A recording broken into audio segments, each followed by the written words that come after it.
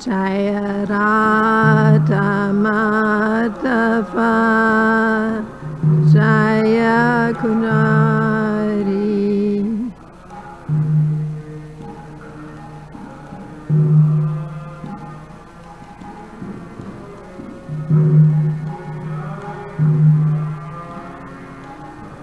Jaya Radha Madhava Kunja Bihari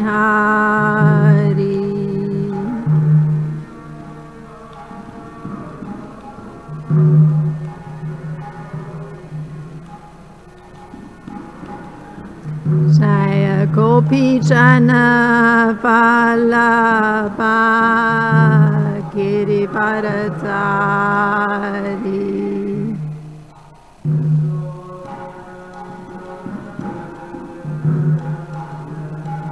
Yasodanandana Braja Janaranjana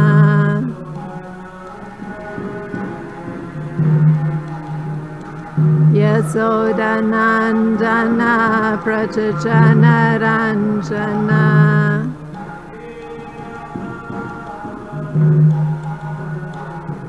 Amunatira Vanachari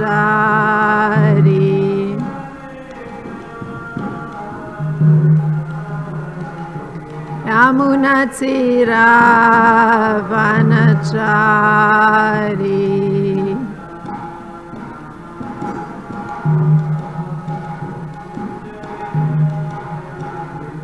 Jaya Radha Madhava Kunja Bihari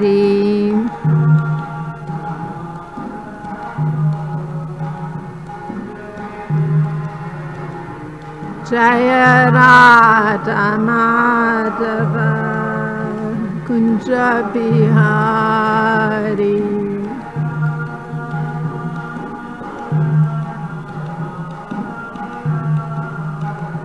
Jaya Radha Madhava Radha Madhava Radhe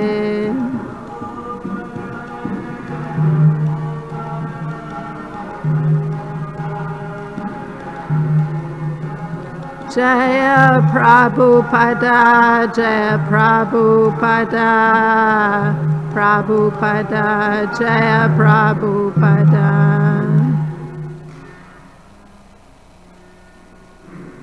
Prabhupada ki jai, Srimad Bhagavatam ki jai. Thank you.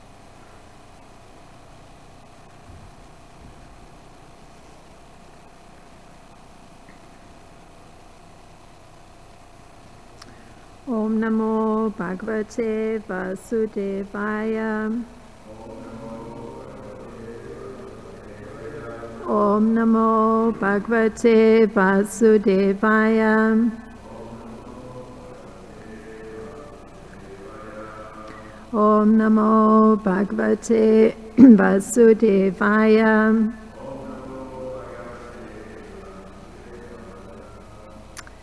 So this morning we are reading Canto 10, Chapter 8, Text 46. So we can chant 46 responsibly. Shri Rajo Vacha Nanda Kim Makarot Brahman Shreya Evam Mahodayam Yashoda Cha Mahabhaga Papo Yasya Stanam Hari Shri Rajo Vacha Nanda Kim Makarot Brahman Shreya Evam Mahodayam Yashoda Cha Mahabhaga Papo Yasya Stanam Hari Shri Rajo Vacha Nanda Kim Makarot Brahman Shreya Evam Mahodayam Yashoda Cha Mahabhaga Papo Yasya Stanam Hari.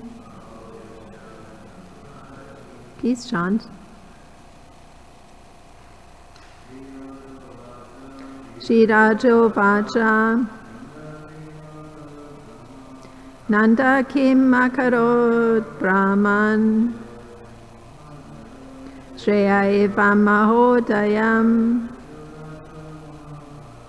Yashoda Cha Mahabhaga Papa Yasya Stanam Hari. Shri Rajo Vacha Nanda Kim Makarot Brahman Shreya Evam Mahodayam Yashoda Cha Mahabhaga Papo Yasya Stanam Hari. Shri Rajo Vacha Nanda Kim Makarot Brahman Shreya Evam Mahodayam Yashoda Cha Mahabhaga Papo Yasya Stanam Hari. Shri Rajo Vacha Nanda Kim Makarot Brahman Shreya Evam Mahodayam Yashoda Cha Mahabhaga Papo Yasya Stanam Hari. Okay, the word for word. Shri Rajo Vacha. Maharaj Parikshit further inquired from Sukadev Goswami.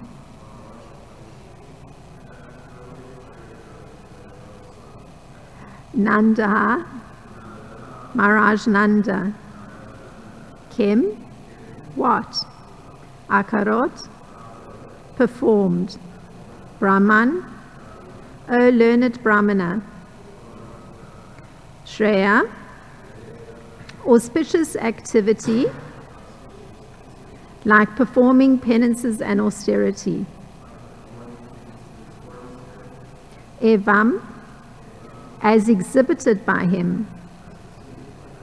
Maha Udayam, from which they achieve the greatest perfection.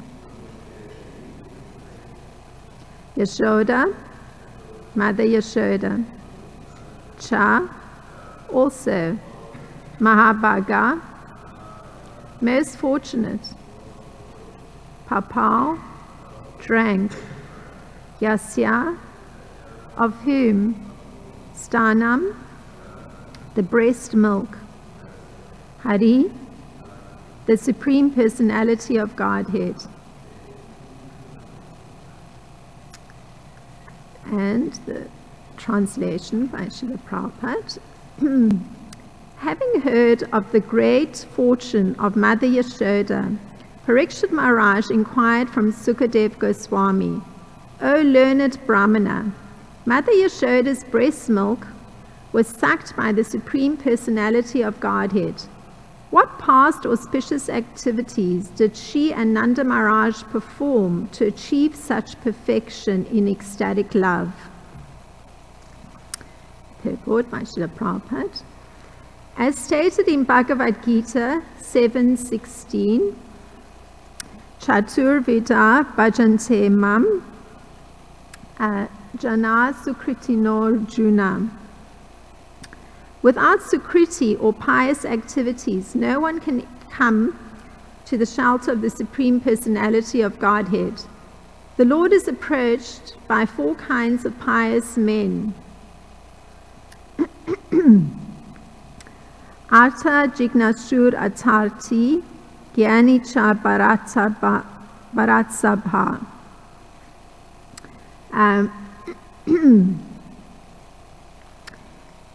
But here we see that Nanda Maharaj and Yashoda surpassed all of them. Therefore, Parikshit Maharaj naturally inquired, what kind of pious activities did they perform in their past lives by which they achieved such a stage of perfection? Of course, Nanda Maharaj and Yashoda are accepted as the mother and father of Krishna.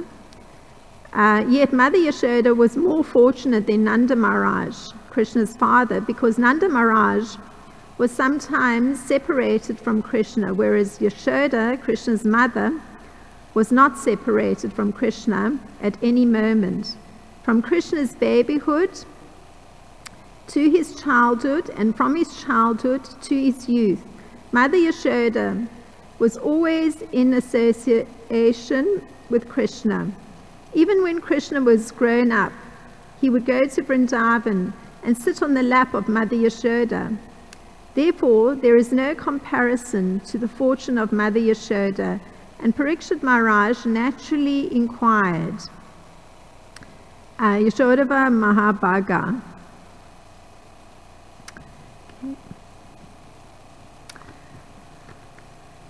Om Jnana-timirandasya Gananjana Shlakaya Chakshurun Militam Yena Tasmai Shri Guruve Namaha Shri Chaitanya Manopistam Stapitam Yena Bhutale Swayam Rupa Kadamayam Dadati Swapadantikam Vandeham Shri Guru Shri Yutapadakamalam Shri Guru Vaishnavamscha Shri Rupam Sagrajatam Sahaguna Gunatam Tam Savjivam Sadvaitam Savadutam Parijana Saitam Krishna Chaitanya Devam Shri Radha Krishna Padam Sahagana Lalita Shri Vishaka Vitamscha. Hey Krishna Karuna Sindhu Dina Bandho Jagat Pate Gopisha Gopika Kanta Radha Kanta Namostute Tapta Kanchana Gorangi Radhe Vrindavanishvari Rishabhanu Sute Devi Paramani Hari Priye Vanchakalpatarubhyascha Kripa Sindhubhya Evacha Patitanam Pavanebhyo Vaishnebhyo Namo Namaha. Namo Vishnu Padaya Krishna Prasthaya Bhutale Srimate Romapada Swami Iti Namine. Namo Vishnu Padaya Krishna Prasthaya Bhutale Srimate Bhaktivedanta Swami Iti Namine. Namaste Saraswati Deve Gauravani Pracharine Nirvishesha Sunyavadi Paschatya Deshatarine.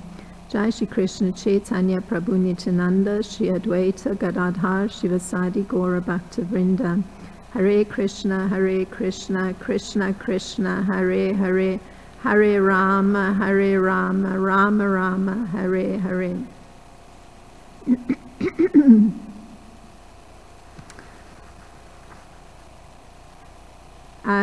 So there's a verse quoted in the purport by Srila Prabhupada, or perhaps I should read the translation once again so we know where we are. Having heard of the great fortune of Mother Yashoda, Parikshit Maharaj inquired from Sukadev Goswami, O learned Brahmana, Mother Yashoda's breast milk was sucked by the Supreme Personality of Godhead. What past auspicious activities did she and Nanda Maharaj perform to achieve such perfection in ecstatic love? So there's a verse that's quoted by Srila Prabhupada in the purport, that is Chatur Vida Bhajante Mam, Gyana Sukritino Arjuna, Artha Jignasur Atarti, Gyani Cha Bharata Sabha. And this translates as, O best among the Bharats, 4 kinds of pious men begin to render devotional service unto me: the distressed, the desirer of wealth, the inquisitive, and he who is searching for knowledge of the Absolute. And that's from Bhagavad Gita 7:16. So this statement of Lord Krishna's, wherein he describes 4 kinds of pious men who come to him to render service in devotion, it's quoted by Srila Prabhupada in order to point out that these 4 categories of men who come ready to render some devotional service have one common denominator. They all possess piety. So there's the term sukritina, or pious. So what these 4 categories of persons have is that they are scrupulous. It means that they follow moral and social laws. For example, they may be loyal or very devoted to their family. So that would be a social law, keeping the family unit intact. And there's also a certain amount of devotion to religious duties. And Srila Prabhupada puts it this way, those who obey the rules and regulations of Scripture. So there's devotion to religious duties. So this is common in all the 4 categories of persons who come to approach Krishna to perform devotional service. So one can put it another way. Without sukriti, or pious activities, no one can actually come to the shelter of the Supreme Personality of Godhead. So it's interesting that that's the common component that's necessary for somebody to approach the Supreme Personality of Godhead. So this understanding is actually present in Maharaj Parikshit, because he's the one who is making this inquiry of Sukadev Goswami. And he asks, with this understanding that comes from Krishna's explanation of the piety that's necessary in order to come and take shelter of him, he asks, what pious activities, and that is that word Shreya Mahodayam, Nanda must have performed to get such great results. So he makes this inquiry. It seems a very practical inquiry. And Shreya is translated by Srila Prabhupada as auspicious activities. So that can be performing penances or austerities. And Mahodayam, Srila Prabhupada translates as from which they achieve the greatest perfection. So there's an underlying basis of austerities and penances that must have allowed them to take such great shelter of the Supreme Lord. So that's the understanding. And it's interesting because Maharaj Parikshit, he refers to Mother Yasoda as Mahabhaga, that's in the 3rd line, or as being most fortunate. So Srila Vishwanath Chakravarti Thakur, he himself states that this being most fortunate translates into having performed pious activities, or particularly that her pious activities are more numerous even than Nanda Maharaj's, if one were to make such a comparison. So one can infer from this that there's a correlation between pious activities and good fortune. Now, there's this question raised by Maharaj Parikshit: what pious past auspicious activities did she and Nanda Maharaj perform to achieve such perfection in ecstatic love? That's his question. So if one goes into it more deeply, so I'm going to look at it more sort of philosophically and see how it can all tie together. So that perfection is that their devotional service is different from that of the four categories of pious persons that come to the lotus feet of Lord Krishna. And that is that they didn't have any condition that needed to be fulfilled in exchange for devotional service.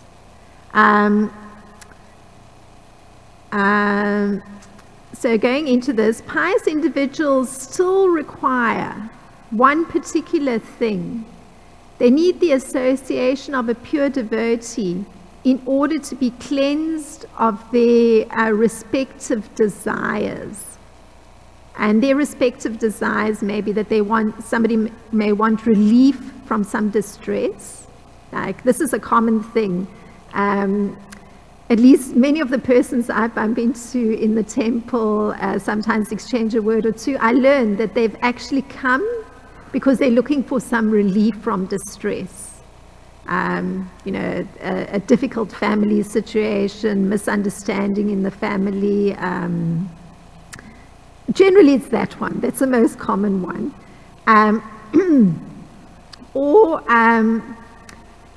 And particularly those persons that are wanting relief from some distress, they're usually persons that their background is such that they are performing many activities, but they're always looking for what positive result is there for themselves. So there's persons who are looking for some sort of extra finance. This is also very common. So they're actually coming to the Supreme Lord because they need a little boost in their finances. And then there's also persons that they have a certain curiosity. So usually that category will be the very young persons.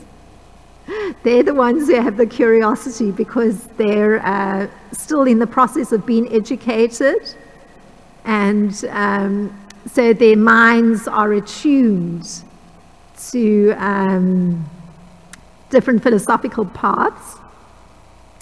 And even there may be persons who genuinely want to know something of the absolute truth. And this category of persons are those that have become a little frustrated in their field of knowledge. Yeah, I recall when I was at university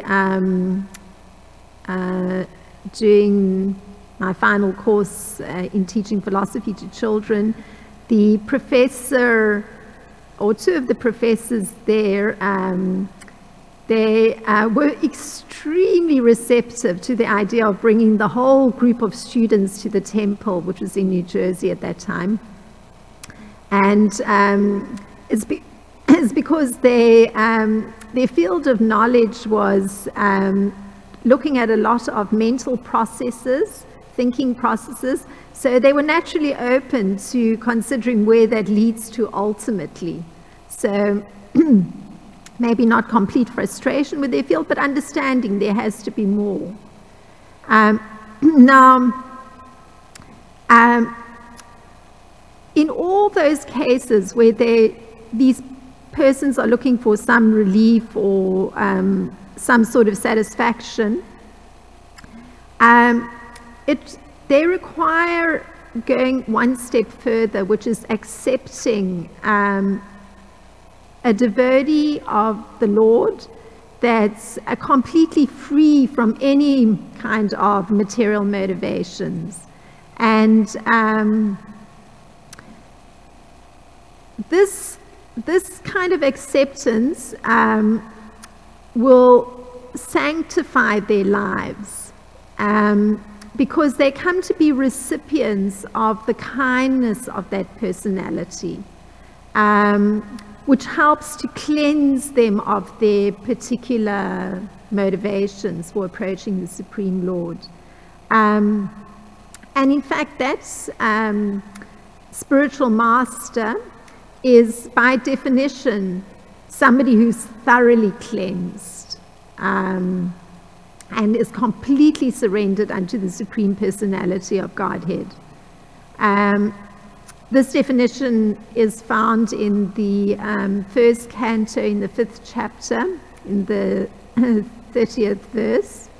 And one who is able to consider, if one is receiving that kindness from such a personality that's thoroughly cleansed, one is then able to consider himself or herself, of course, in a new light. And that new light that one considers oneself in is, oh, I'm actually a humble servant of the Supreme Lord. And persons who do actually take to or allow themselves or come to that point of acceptance and seeing themselves in that position, they become perfect in their devotional service. And this is distinct from devotees who are merely, I mean, one uses the word devotee because they're still approaching the Supreme Lord, but they're approaching him with a desire for mitigating unhappiness or their poverty or the satisfaction of their inquisitiveness or some speculative need. So different categories still. It's there's the going a little further that takes place for persons who accept hearing from somebody who's freed from any motivations, more material motivations. And the pure devotee and the Supreme Lord, they're transcendentally attached to one another. So if one is choosing to hear from that devotee who's thoroughly cleansed, because of his transcendental attachment to the Supreme Lord, then it means that the person who's hearing can also come to enter into the transcendental pastimes of the Lord. And now the characteristic of prema or love for Krishna, because that's the question that's being asked here. So I've explored a little bit something of the background and this connection between piety and becoming fortunate. So at least the fortune, the true fortune, comes to be for those who are following the path of being able to enter into the pastimes of the Lord. So there's a need to look at the characteristic of love or prema, because that was a question that was asked here. This ecstatic love, or the perfection in ecstatic love that Yashoda and Nanda Maharaj have. So the particular characteristic of love for Krishna is, there's two characteristics. One is that it completely softens the heart. So the heart has become extremely soft. And the second one is, and this is interesting, prema or love for Krishna is marked by a highly possessive mood of ownership of Krishna. So this is very interesting. Now, ordinary devotional service, there's the mood. I am Krishna's, so I'm, his servant, his humble servant.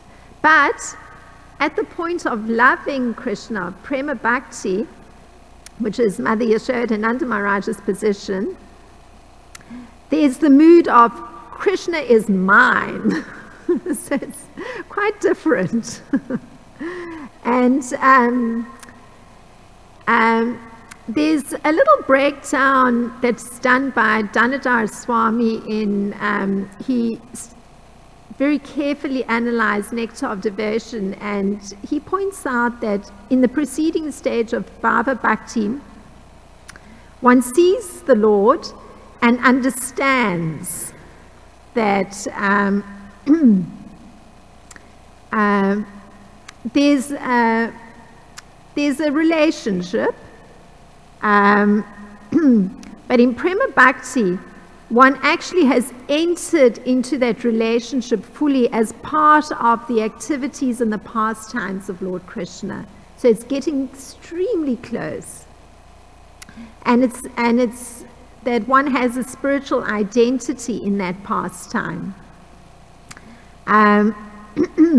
So one becomes overwhelmed by a specific mood, and that mood is, oh, Krishna is my son, or Krishna is my friend, because after all, one's got that mood, one possesses Krishna. So one thinks, Krishna is my son, and that's Mother Yasoda, Krishna is my son, or Nanda Maharaj too.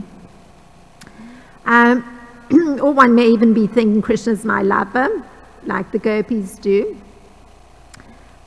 So this kind of state of such love for Krishna that one feels a kind of possessiveness of him, it's achieved by the maturation of ecstatic love, or bhava, which arises through this following of Vaidhi sadhana. So just the following of the rules and regulations, it's a natural progression. But there's another way that this final stage can be reached, and that is through the extraordinary mercy of the Lord.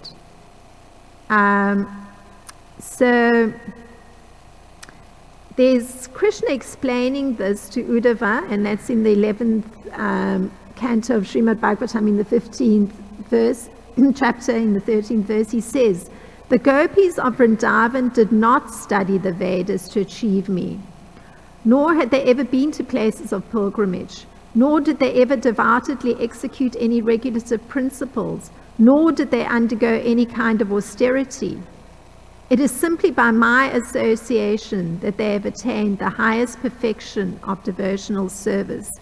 So very interesting. It's a complete challenge to the other route of coming to the stage of prema, or great love for Krishna. The other way is just going very methodically, following the rules and regulations.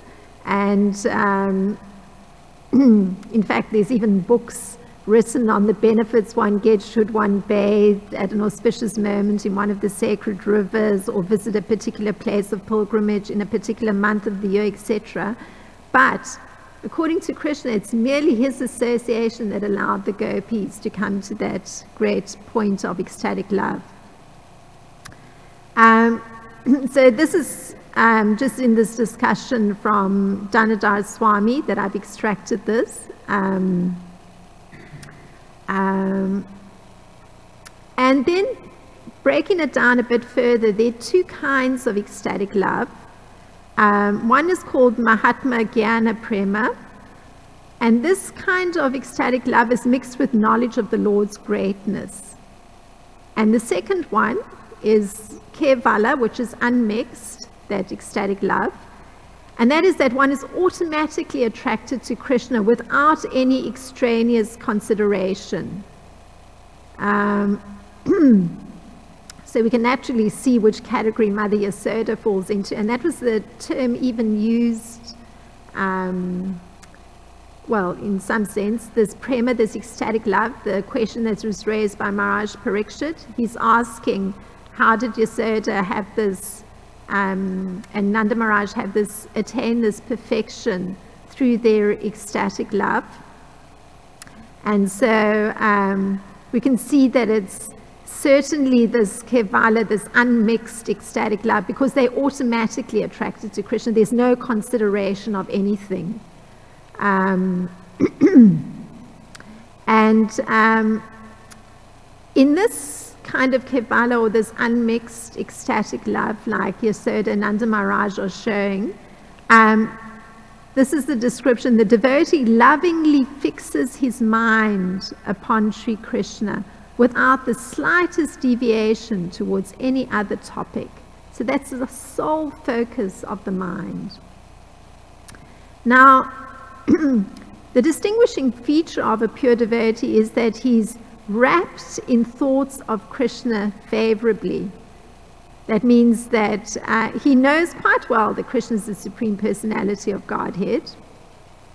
So the example is given of Yudhisthira, who was inquiring from Vidura. And the understanding is that Yudhisthira had to be wrapped in thoughts of Krishna, because this is a distinguishing feature of a pure devotee, because he asks, my uncle, you must have been, he was asked, my uncle, you must have visited Dwarka. In that holy place are our friends and well-wishers, the descendants of Yadu, who are always wrapped in the service of Lord Sri Krishna. You might have seen them or heard about them. So there's understanding that these personalities who are completely wrapped in their attention on Lord Krishna. And that's the definition of this being in a state of complete ecstatic love, with only having one topic in the mind. So even how the questions asked of Maharaj Yudhisthira, it indicates he's in that position, wrapped in attention. So it means that the person is fully satisfied,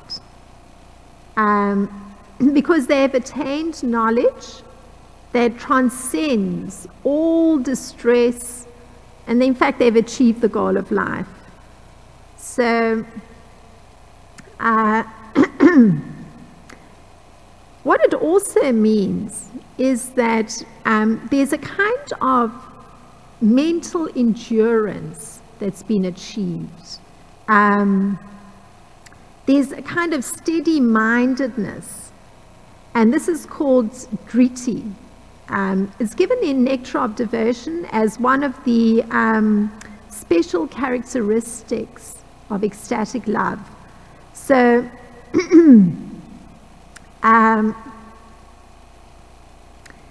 at that time, when there's that kind of driti, or the this kind of steady-mindedness, because remember there's no other topic that's of any interest, it means that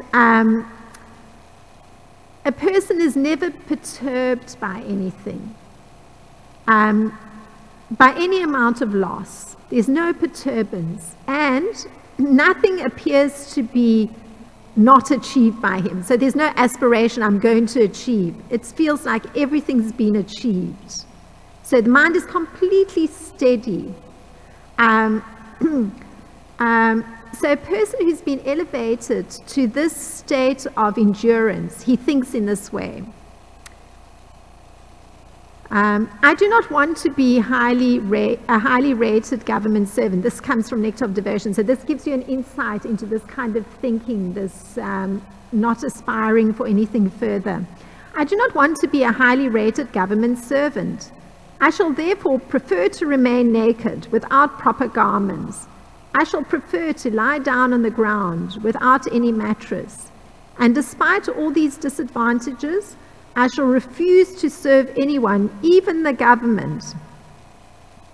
So in other words, when one is in ecstatic love of the Supreme Personality of Godhead, that person can endure all kinds of disadvantages. I mean, not having clothing, having to lie down in an uncomfortable place is not a problem at all, like no problem. And it's not even considered a difficulty. So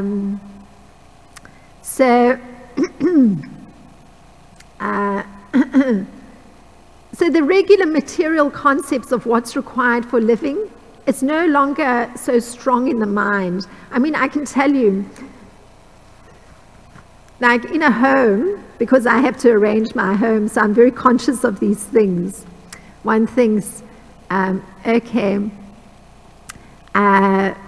this space will be allocated for steam cleaning clothing, because things have to be nice and smooth and straight. This space is going to be allocated for storing my machinery that's going to allow me to remove any speck of dust that's in this environment. So, one's always thinking of all the things that allow for like mental comfort and cleanliness and peacefulness. But here we're reading that, a person who's in that ecstatic state of love is actually thinking, I don't actually need anything. I'm quite happy to be without any garments. I'm going to lie down anywhere, it's no problem. So I have to laugh thinking, what a long stretch up ahead it is to come to that point. So it's very natural. It just means that any discomfort is not really a problem. So the thinking of Nanda Maharaj is given here. So this is his internal thinking. In my pasturing ground, the goddess of fortune is personally present, and I possess more than 100,000 cows, which loiter here and there. And above all, I have a son like Krishna, who is such a powerful, wonderful worker. Therefore, even though I am a householder, I am feeling so satisfied. So you get some sense of his internal satisfaction. He's expressing it. He has nothing more that he wants to achieve. He's completely content.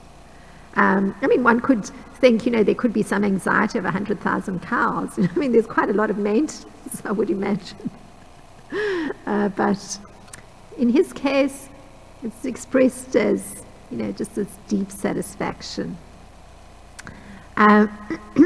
So Nanda Maharaj, due to his devotional service to the Lord, has this state of steady-mindedness or mental endurance. And that's the result of the absence of any kind of distress. Nothing is distressing. This is something given in Nectar of Devotion, this internal thinking of Nanda Maharaj. And there's another example that's given in Nectar of Devotion of this state of mental endurance due to the mind having achieved the best thing in the world. So here's another example. I'm always swimming. This is just a devotee. The words are quoted in Nectar of Devotion, but it's that attitude of the mind being completely steady. There's such mental endurance because everyone is completely satisfied having achieved the lotus feet of Krishna, or that love for Krishna. So here's more internal thinking in that state. I'm always swimming in the nectarian ocean of the pastimes of the Supreme Personality of Godhead. And as such, I have no more attraction for religious rituals, economic development, sense gratification, or even the ultimate salvation of merging into the existence of Brahman. So one can understand the best thing that exists in the world is absorption in Krishna consciousness. Because no more is one dissatisfied, wanting to achieve something, hoping to find something more comforting, or having to make some more arrangements because things are out of place. There's such mental endurance that everything is fine. There's no sense of having to achieve more. There's no sense of, oh, I'm going to lose this, or this has been lost, what a tragedy. None of that is there. such mental endurance. So, anyway, very interesting state. I can smile about this and read this and speak it because, I'm reflecting on being in the other state. So, anyway, it's rather extraordinary. So, Srila Vishwanath Chakravarti Thakur, he points out that Maharaj Parikshit, he was actually seen that Yasoda's love did not diminish in the least, even after she heard about and she saw the Lord's powers. And Maharaj Parikshit, he also understood that Yasoda and Nanda's love, it surpassed that of all kinds of regular devotees, or it surpassed, those that are looking for some sort of result, the fruitive workers. So their devotion was surpassing those categories. And also, Mother Yasoda's love didn't change. Like, she didn't get disturbed fully by just having seen Krishna reveal to her the entire cosmos when she opened his mouth. So, this is indication of that, mental steadiness, that driti. So,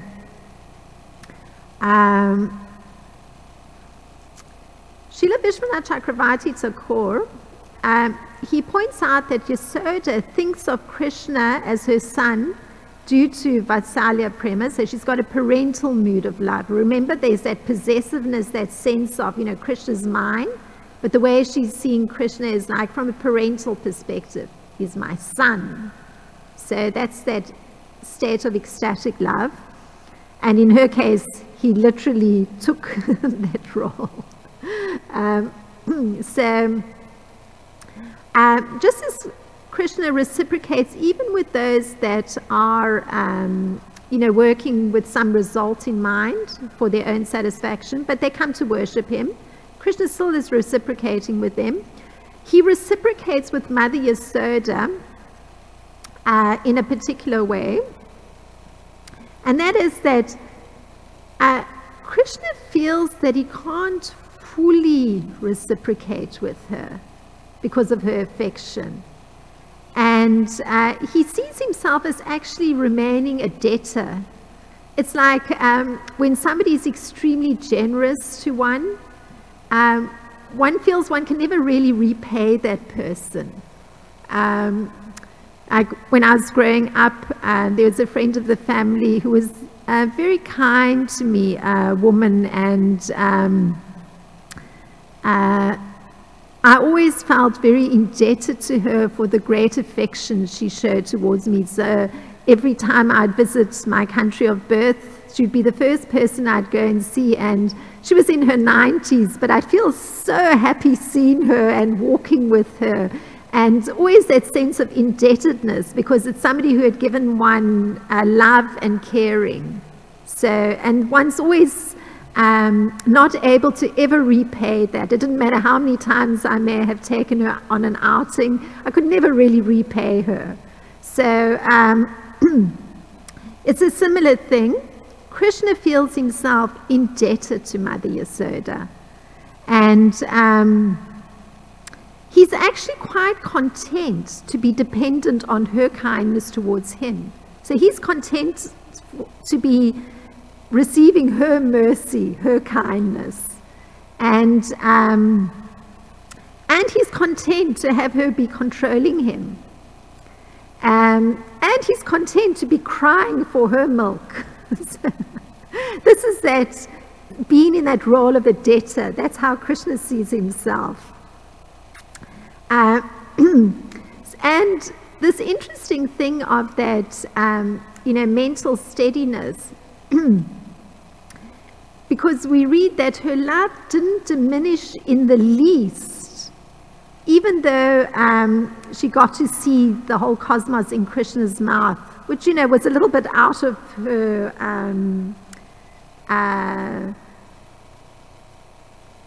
way of viewing Krishna. He's merely her son. So seeing this whole other aspect of him was a little bit out of her reality. But it didn't diminish her love in any way. She just put it aside and on went the love. You know, it's that mental steadiness. In fact, you could say that her mental steadiness was enhanced. This is that particular characteristic of this devotional love on that premise stage. So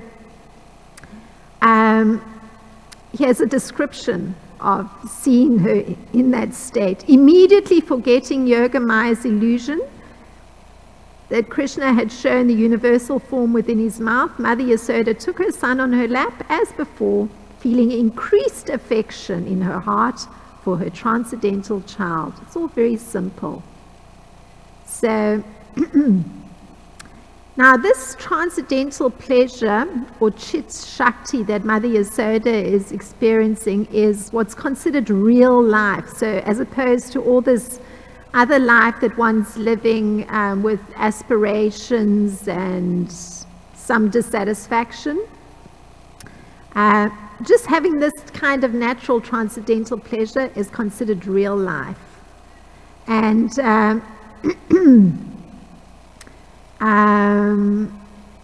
so this is usually the goal of yoga, that a person who's practicing bhakti yoga, the demands of the body are being met, but one isn't unnecessarily arousing the senses. So one's accepting the necessities of life, but at the same time, one is enjoying the transcendental happiness. And so this is Krishna consciousness. And just on like a regular person practicing bhakti yoga, going through the sadhana, Vaidhi sadhana process, one starts to develop a kind of callous attitude towards any kind of occurrence in one's living. For example, having an accident, having disease, experiencing scarcity, or even experiencing the death of a dear relative. And the reason this is so is one is always alert to one's duties in Krishna consciousness.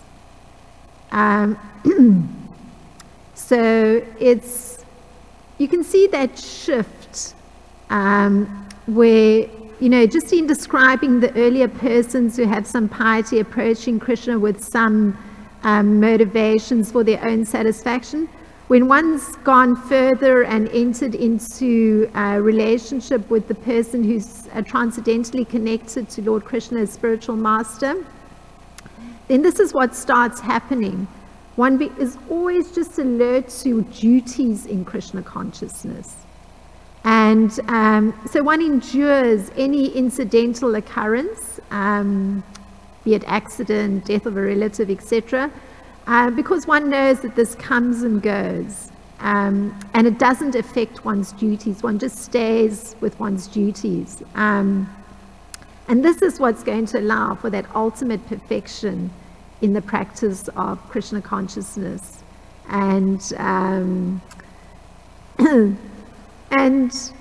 moving towards that kind of extraordinary platform of elevation, of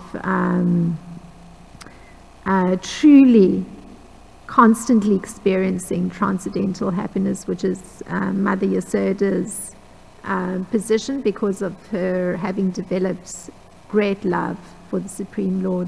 So I've tried to explore it from the philosophical perspective without going into what the particular austerities are, since previous classes have touched on that. So if there's any question or thought connected to this topic.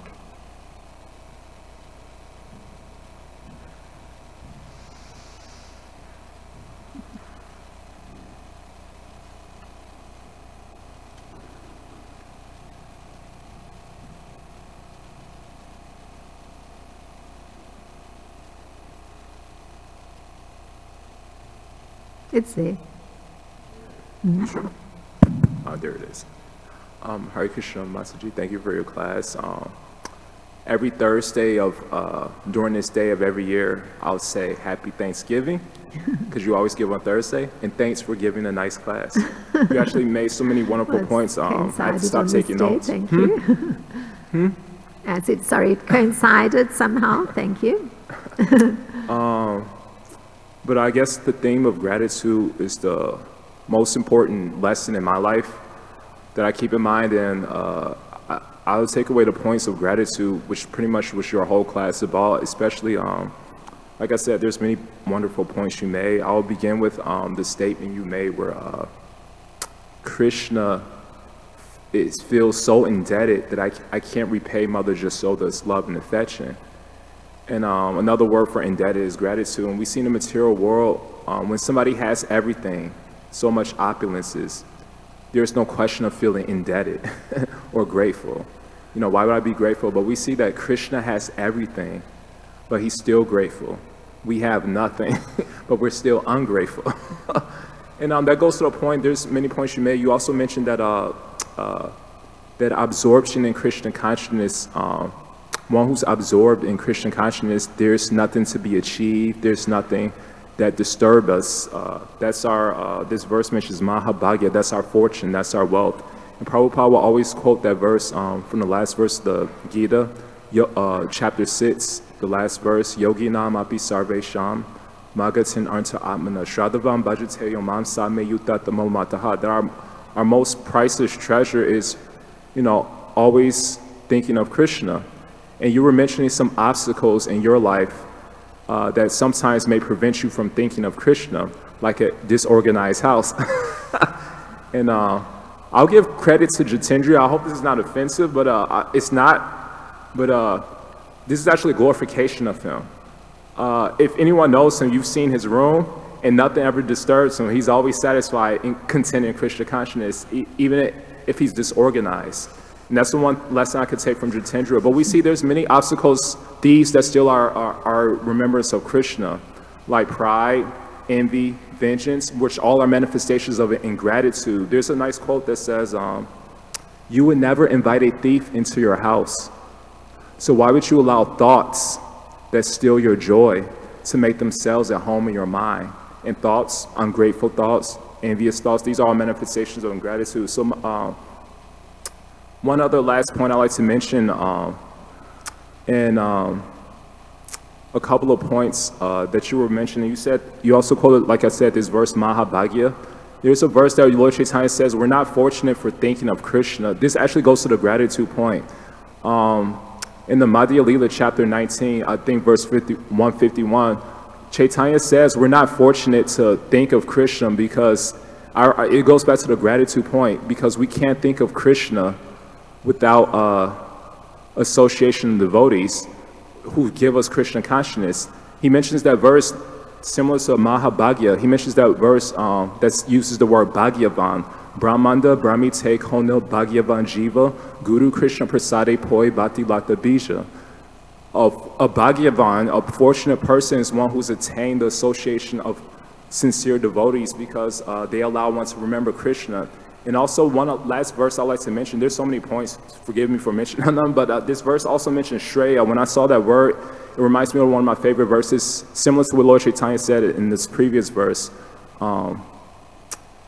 The most auspicious activities, Mother Jashoda performed so many auspicious activities. The word Shreya was used so and when Lord Chaitanya was speaking to Ramananda Roy, this is from Madhya Lila chapter 8 verse 251. He says, Shreya, Shreyo Made Kona Shreya, Jivada Hoisar, Krishna Bhakta Sanghavina, Shreya Nahi Ar. The most auspicious activities is not to perform austerities and penances, but to attain the association of devotees because they give them one the wealth of Krishna consciousness. And sometimes it goes back to the ingratitude point, is that you were mentioning sometimes you were speaking to people during Sunday feasts and they want relief from distress. And in this verse, it mentions that with Mother Jasoda, with pious activities that she performed to attain association of Krishna, Lord Chaitanya says, what pious activities have we done to attain association of devotees? But usually we say, what sinful activities that I do to attain association of devotees? And so this goes back to the gratitude point. There's many points I want to make, but There's a quote that says, we may be at the right place at the right time with the right people, devotees, but if we have the wrong mentality and gratitude, then nothing can give us happiness. On the flip side of the coin, there's so many examples where great saints like Haridas Thakur, etc., they were at the wrong place. He was beaten 22 marketplaces. He was at the wrong place at the wrong time with the wrong people. But because he had the right mentality, love, mercy, compassion, and gratitude, everything can give him happiness. So my question, finally, I'll end with my question. Your question was, you mentioned when you were in South Africa, you felt so indebted to that woman who gave you so much love. So this is a question I asked previously. Sometimes we're ungrateful for the people who are antagonists. But we see that the qualities like humility, tolerance, forgiveness, mercy, these qualities are only meant to be used when things don't go our way, when people don't treat us properly. Nobody ever tells his rich parent, my dear father, I forgive you for giving me a Mercedes-Benz for my birthday. You know, I'll tolerate my $1 million inheritance. So what are some steps we can move forward to feel indebted to our antagonists, our so-called antagonists, who are actually giving us the opportunity to develop these good qualities? Because other people aren't, we're actually developing negative qualities when we're showing so much love, actually, so much honor. We're being the center of the universe. So what are some steps we can move forward to develop gratitude like the great saints for our so-called antagonists who are actually helping us to develop Christian consciousness?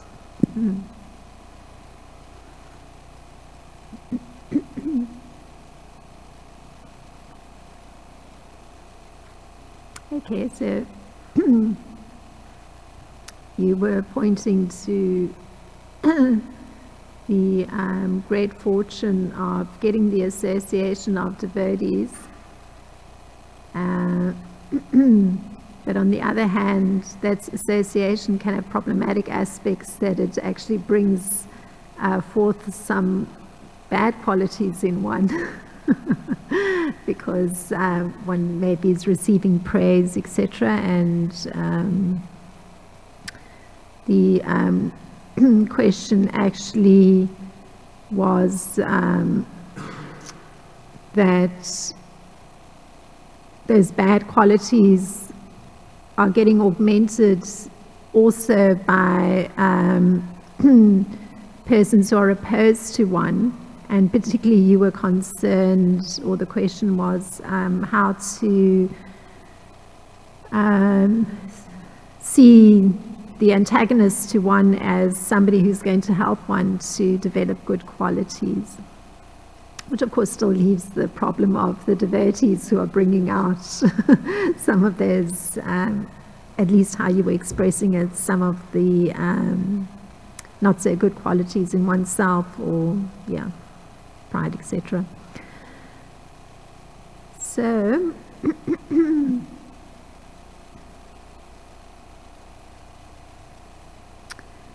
well, coming into devotional life, it's true that actually one can still be maintaining all one's own selfish interests, but one is coming to Krishna to further fulfill one's selfish interests. So that's different from a person who actively takes up sadhana practices. So the person who's taken up sadhana practices is a person who is concerned with cleansing the heart. And your question is expressing that concern, becoming aware of the dirt in the heart, those selfish motives, those becoming aware that even in devotional life, certain things are feeding bad qualities, maybe pride or competitiveness.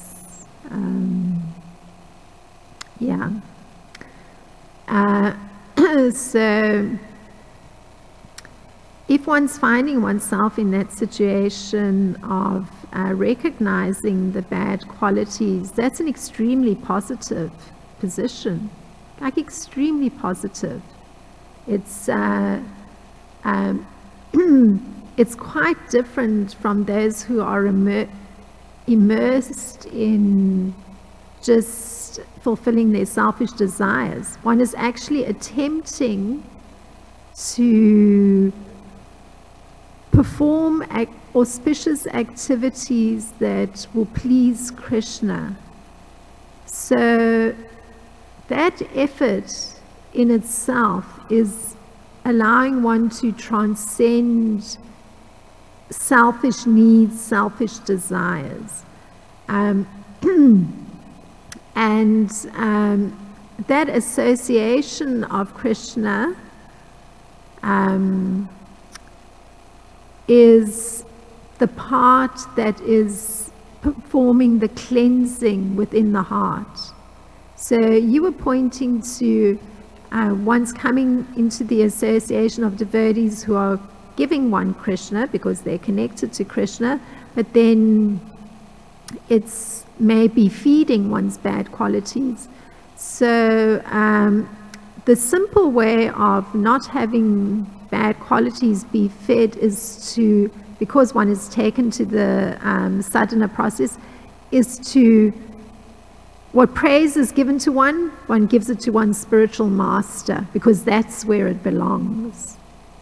So that means that one's not taking something that isn't one's own to take, because the very process of devotional life is the acceptance of a spiritual master. So that means that anything that comes one's way, all the benefits, etc., that come through performing auspicious activity, one always turns and acknowledges one's spiritual master. I'm receiving this acknowledgement, I'm receiving these benefits.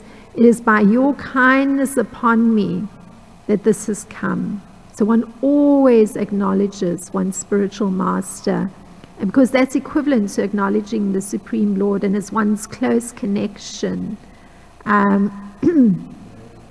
So by doing that kind of acknowledgement, one isn't feeding anything that may be of a more negative quality within oneself as a result of receiving praise or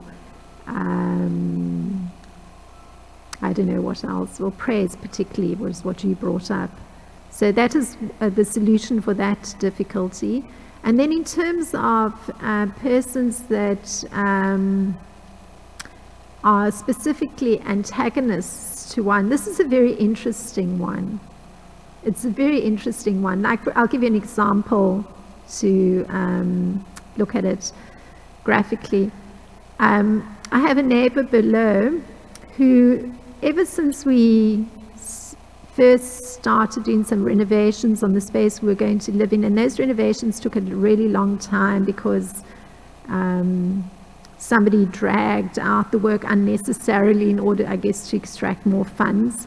So this woman was regularly, pounding on the door, complaining about hearing the sound of boots, workers' boots, or she was pounding on the door because she could smell coming through her window some new fresh paint. Everything was a disturbance to her. And then finally,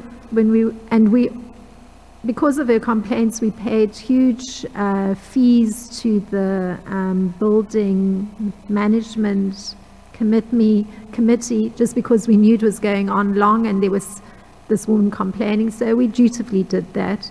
Anyway, we moved in and we walked past on the stairs and she's issuing a threat. "You're going to see." We both shrugged. "Oh, good morning." Okay. And then some time passed and she had complained to the management board that we were making noise that disturbed her. So then we get this letter that, "Oh, this woman's still having a problem. Now you're going to get a registered letter for another fine." And so we both laughed and said, we refuse to pay any fine, and what exactly is this noise that she's complaining about? And through the analysis, it worked out that this woman had, because our schedule didn't precisely match her schedule, this was a cause of great disturbance to her. You know, when she needed to sleep was when we should also be sleeping. When she was awake or moving around, then we could be moving around, but we couldn't be moving around if she wasn't moving around. So, you know, obviously it was completely ridiculous, and it was interesting through that time because, you know, you have to process. Somebody's been very antagonistic and is carrying ill feeling towards one. So, because one's in that secure, mentally steady position of serving Lord Krishna, one can look at everything very dispassionately. One can see, here is somebody with anger, here's somebody with unrealistic expectations, and, you know, one draws the right lines. You know, you can go so far, you can't go further. So one draws boundary lines if somebody is being particularly antagonistic to one. And one can, because one's in a position of strength. One is serving Lord Krishna, and one's mind is steady because of one's sadhana practices. So one can very clearly draw boundary lines, so antagonists can't cross. And then the truth emerges. Just like in this case, the truth emerged how completely ludicrous it was that, you know, we don't watch movies, we have no child running around, we have no pet running around, what noise is she referring to? And then finally it came down to, she hears some creaks on the floor. So, you know, who's going to take that seriously? So then the truth emerges, and then the person is quiet forever because, you know, what ground does the person have to stand on? So it's like that. When there's antagonism, one just remains steady, and one can observe, and one can reason out something and draw a boundary line. So somebody can't actually cross a certain boundary line. So like that. So thank you very much for your kind attention. Srimad Bhagavatam ki jai, Srila Prabhupada ki jai.